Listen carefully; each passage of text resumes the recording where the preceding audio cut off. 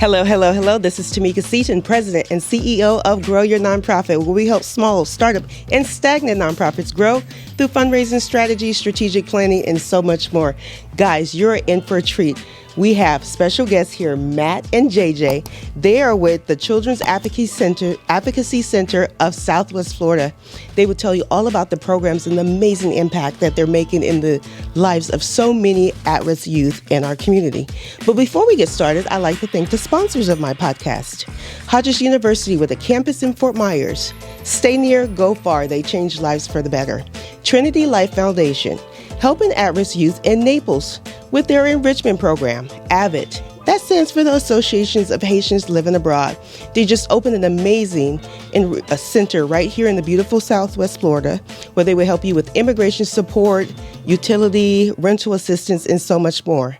Last but not least, Vax They just received a grant from the CDC to raise awareness of COVID-19 in the community for the Black and Brown communities. So without further ado, Matt and JJ. Good morning. Good morning. How are you guys doing? Great. Thank you. Excellent. Thank you for having us. Thank you so much for traveling so far to get here. How long did it take you to get here? It was a long trek. 45 seconds or so? 45 seconds, because actually you guys are right across the street, which is really cool. Did you guys drive or walk? No, we walked. Good. I'm happy to hear that. Steps in. Yes. And did you guys take the stairs up, or did you take the elevator? We did take the We took steps. the stairs. We're being productive. Oh, I'm very impressed. You hear that, guys? They're not only making an impact in the community, they exercise. Yep, That's we do awesome. advocate for that, yeah. That's awesome. The summer, that might be a different story, Absolutely, right?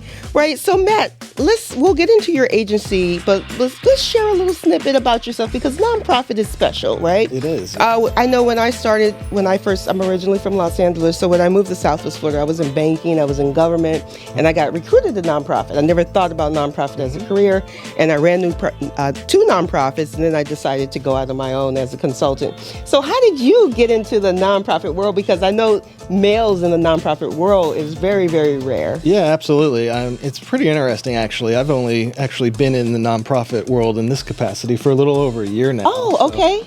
Prior to that, most of my experience was in child welfare, which is what the Children's Advocacy Center does, but I was more on the government side of it, running case management agencies, and when I saw the opportunity with the Children's Advocacy Center, I jumped at it. So it's been a tremendous year, a great learning experience too. That's really great, because oftentimes in these types of fields, when we're dealing with mental health and children being abused, it's mostly female.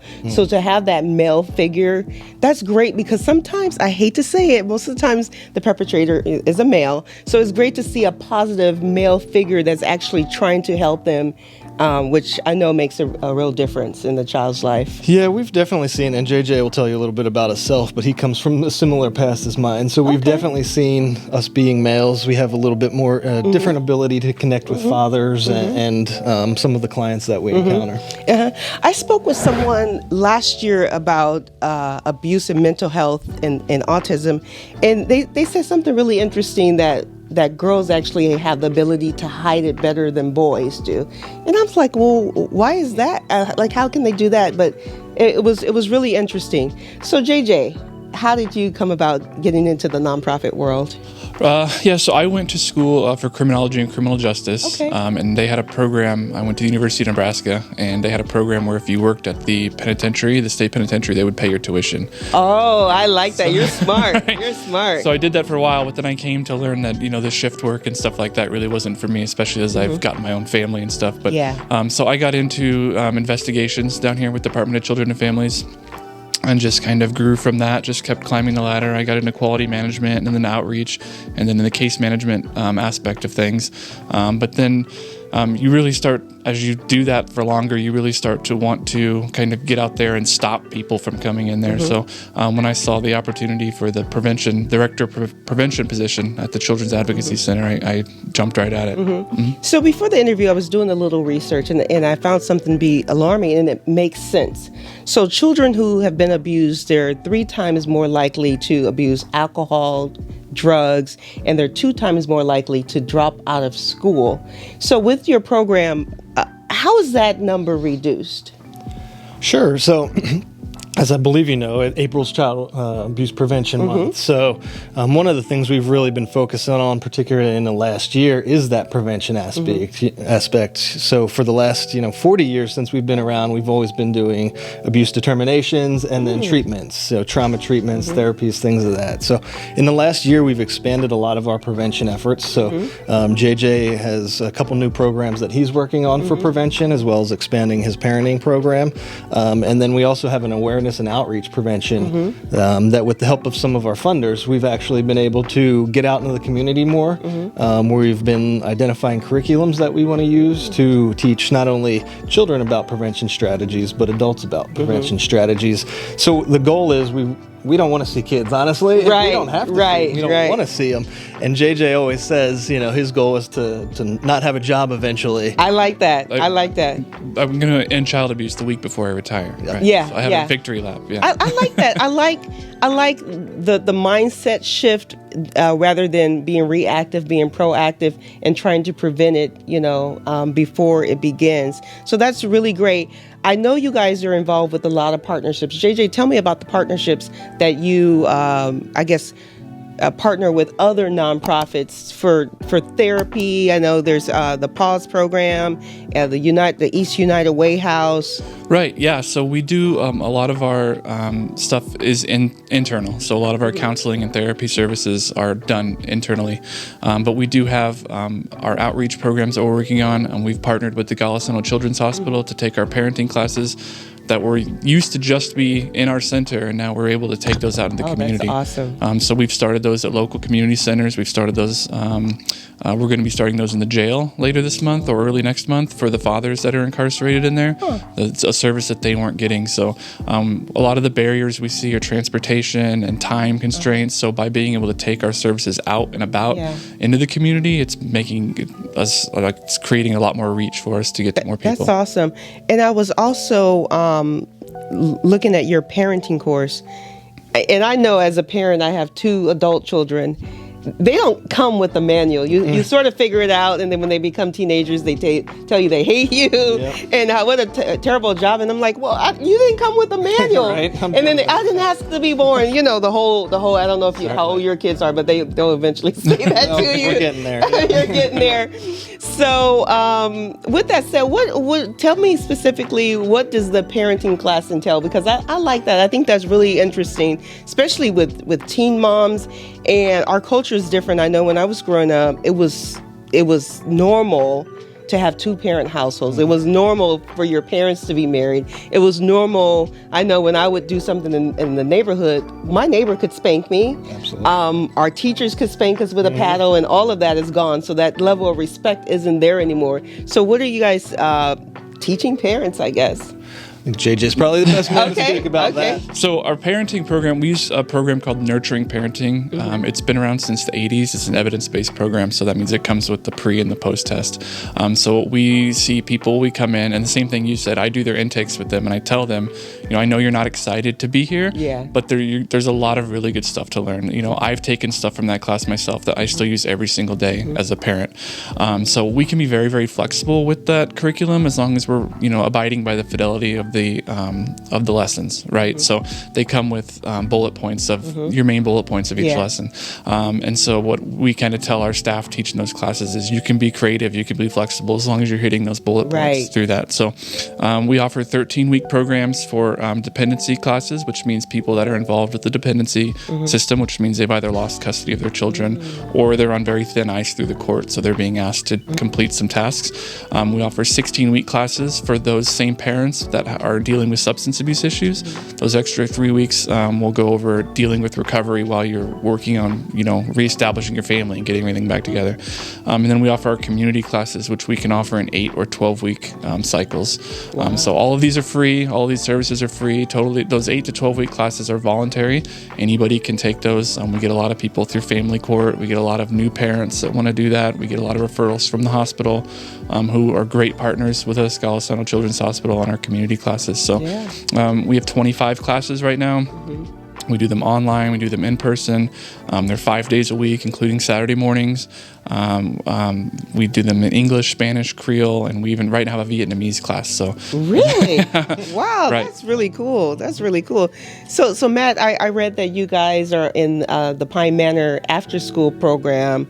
What exactly does that program entail? Sure. So that's actually another one of JJ's programs. Oh, but I'll be let Matt happy take to the speak. it's all about JJ today. Yeah, this is the prevention man right here. So, no, the Pine Manor After School and Summer program, it's a tremendous program for that community. So we have 2 staff who have run it for what? Between 27 them, years. 27 years Oh, between wow. them. And so they're really entrenched in what's happening in that community, and they really have great relationships with the parents. A lot of the parents actually went to the program at some point, so now they're sending their kids there. So it's a free program. We run it with assistance from local government, as well as the United Way. So it's a free program for anyone who resides in the Pine Manor community. The kids come for about 3 hours after school. They do lessons around education, social development. We've had some prevention lessons there with them also. And then with summer coming up, with school being out, we actually run the program through summer, so we expand it to 8 hours a day. And right now, JJ and his team are working on identifying some field trips and activities that they can get out and do, things that they normally would not be able to do. So I know last year they went to Ding Darling. Okay.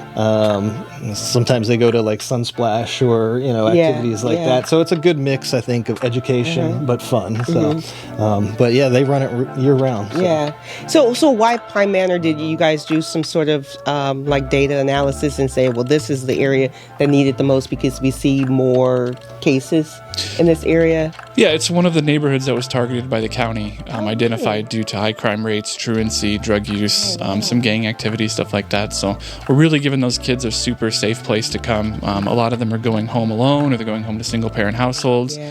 So they can come there. They can, like he said, we have social skills. We do homework help.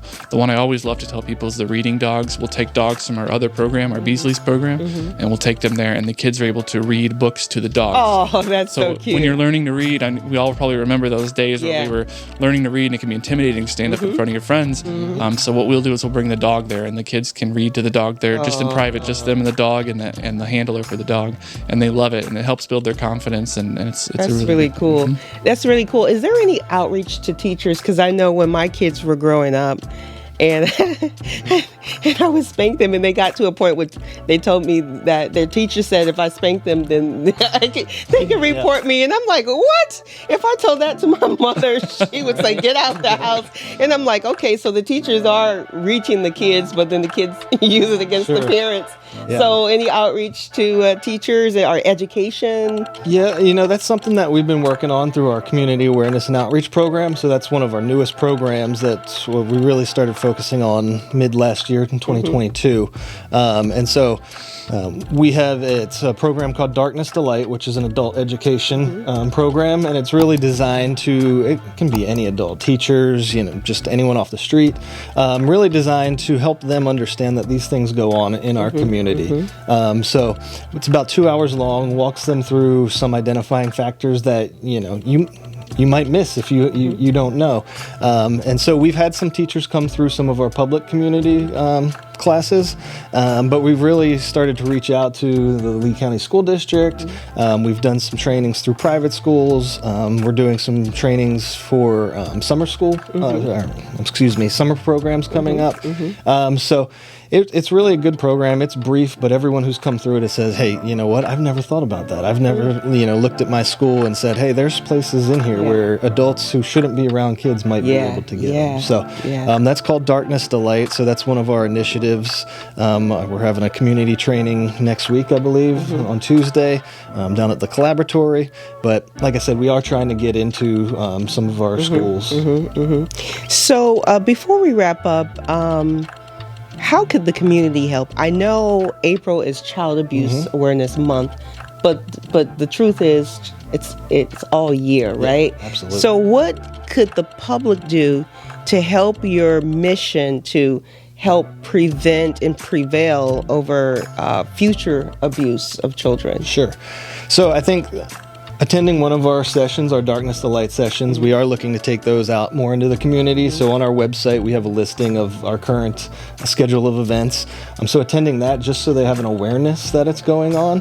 And then some of the things we always suggest is coming by, reaching out to our agency and come for a tour. That's one of the most impactful things that we see on people. So we'll do a tour for one person or we'll do a tour for 20 people. But we see that when they come and they do a walkthrough of our agency, is when they're really like, wow, this stuff happens in our community. And then I find that they start going out into the community and talking to their friends and their family about it and kind of spreading that word that we're here.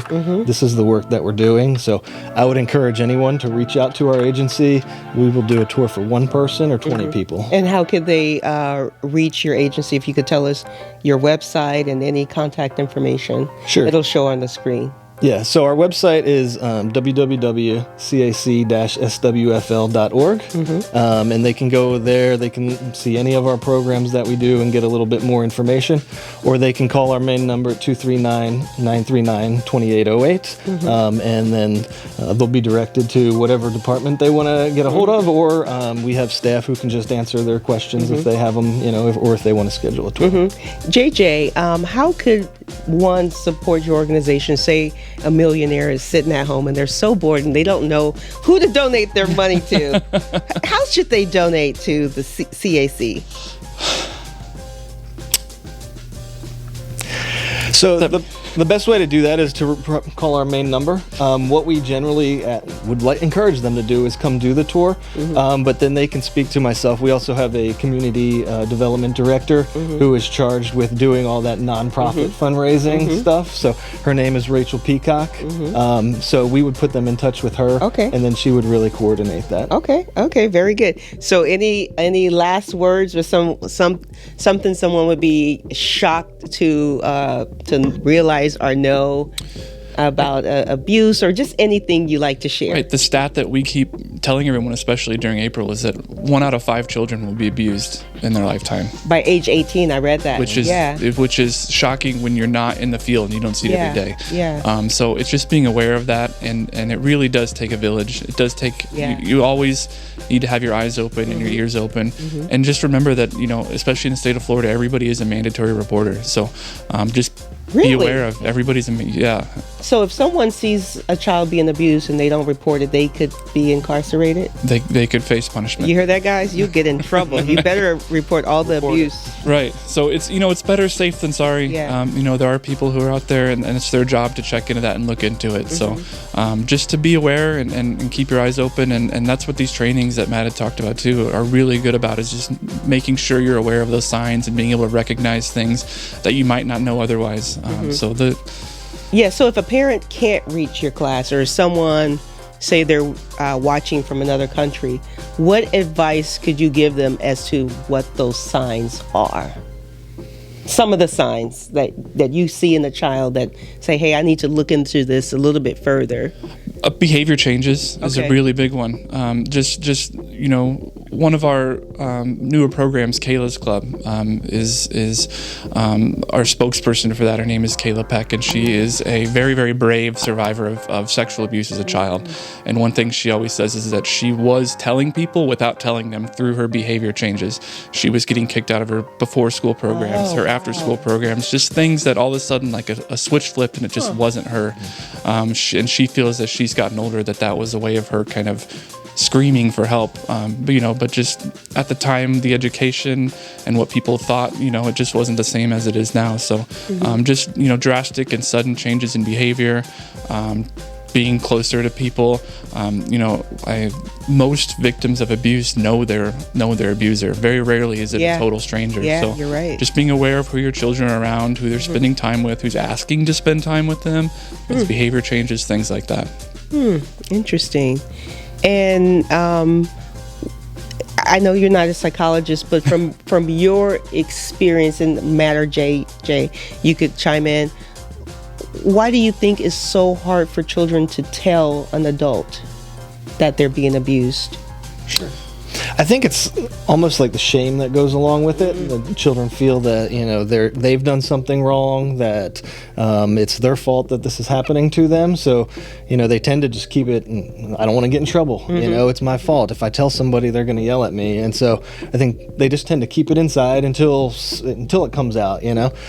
So again, that's what we see is kids just holding on to it until they're really pressed about it, and then comforted to start talking about it.